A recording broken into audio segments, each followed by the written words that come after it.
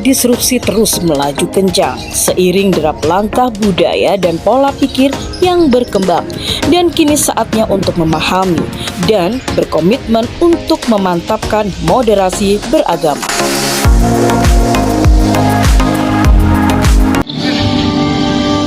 Indonesia tanah airku, tanah tumpah darahku. Di sanalah aku berdiri, jadi pandu ibuku. Ciri khas orang moderat, ciri khas moderasi beragama.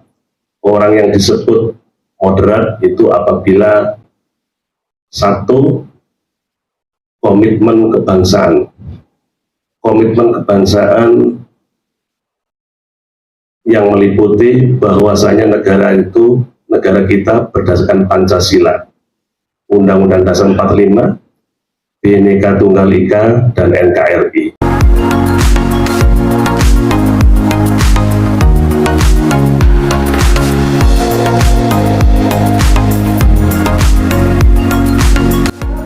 Indonesia adalah negara yang bermasyarakat religius dan majemuk. Masyarakat lekat dengan kehidupan beragama. Maka, menjaga keseimbangan antara hak beragama dan komitmen kebangsaan menjadi tantangan bersama.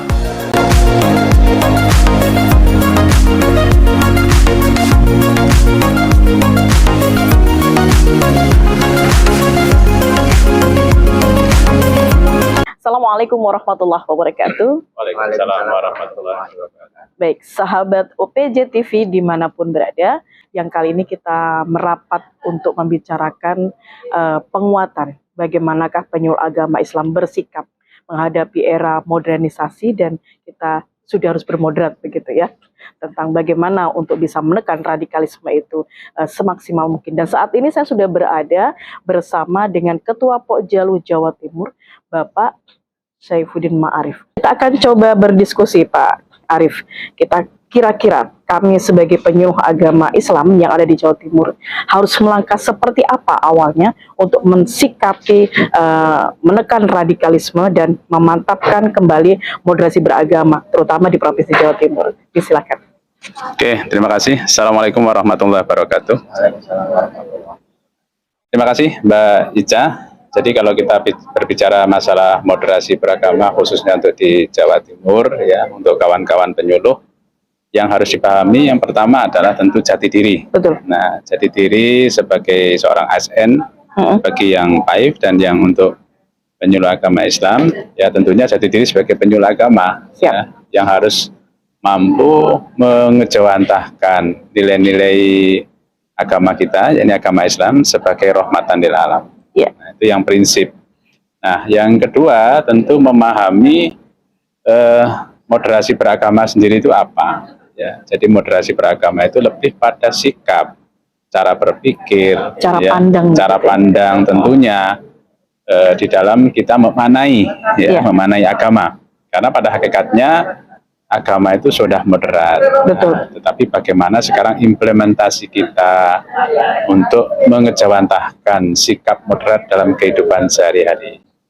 Dan yang prinsip memahami ya nilai-nilai dasar dalam moderasi beragama yang meliputi komitmen kebangsaan, anti kekerasan, toleransi, dan menghargai atau mengakomodir kearifan lokal, ya tradisi lokal. Nah, ini yang penting.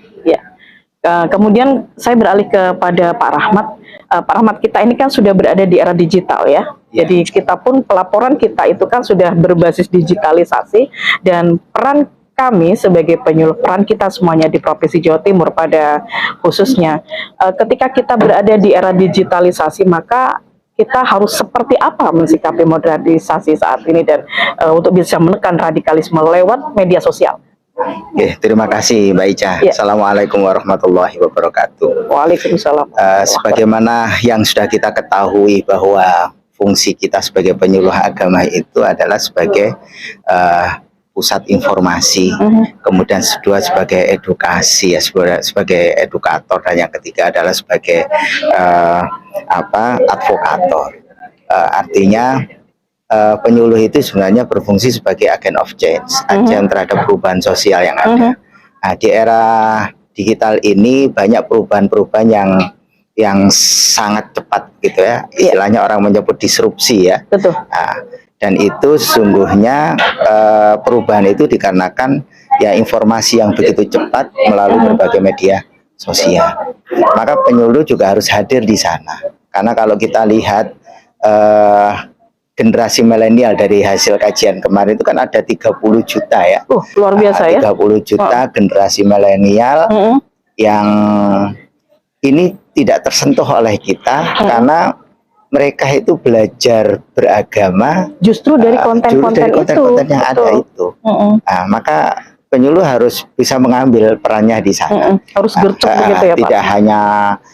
Tidak hanya manual ya, tidak hanya melalui tatap muka, tetapi kalau bisa harus cepat mengambil alih peran media sosial itu sebagai pusat-pusat edukasi ya, pusat-pusat edukasi, pusat-pusat informasi.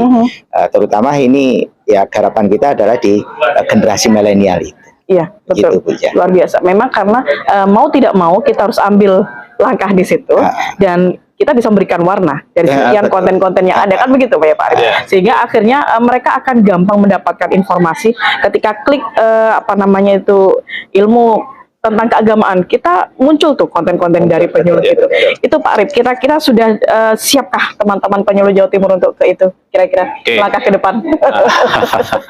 Jadi kalau ditanya siap itu kembali lagi ke pribadi masing-masing, Mbak Ica. Tapi yang jelas tentu kami dari Pokjalu Jawa Timur selalu memberikan atensi ya, perhatian kepada teman-teman agar bagaimana kita ini juga melek digital karena kita tidak bisa menghindari ya tantangan yang terjadi sekarang itu. Seakan sudah tiada ruang atau tiada sekat ya. Jadi apa yang terjadi di belahan dunia lain itu segera cepat bisa kita tangkap. Nah, tentu ini sebuah peluang sekaligus tantangan bagi para penyuluh untuk bisa hadir memberikan pencerahan ya. Justru pencerahan yang dibutuhkan oleh umat ini harus kita tangkap dengan baik. Artinya apa? Kita punya kesiapan. Yang pertama kita punya kesiapan konten ya.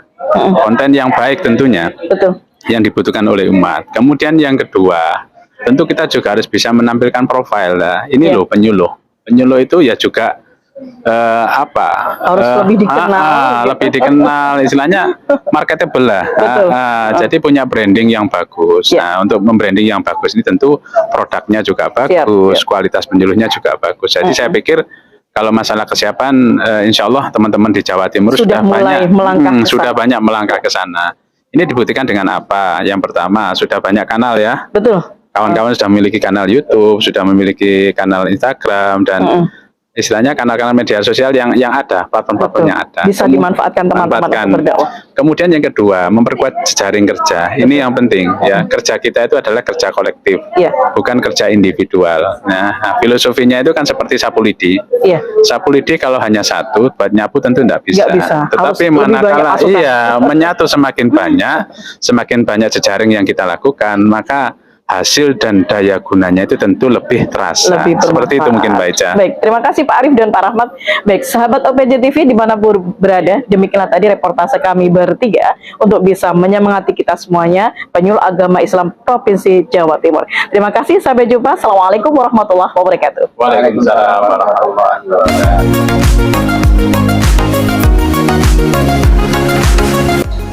Penyuluh agama Islam tetap berada pada barisan terdepan untuk mengawal keberadaban bangsa untuk NKRI tercinta.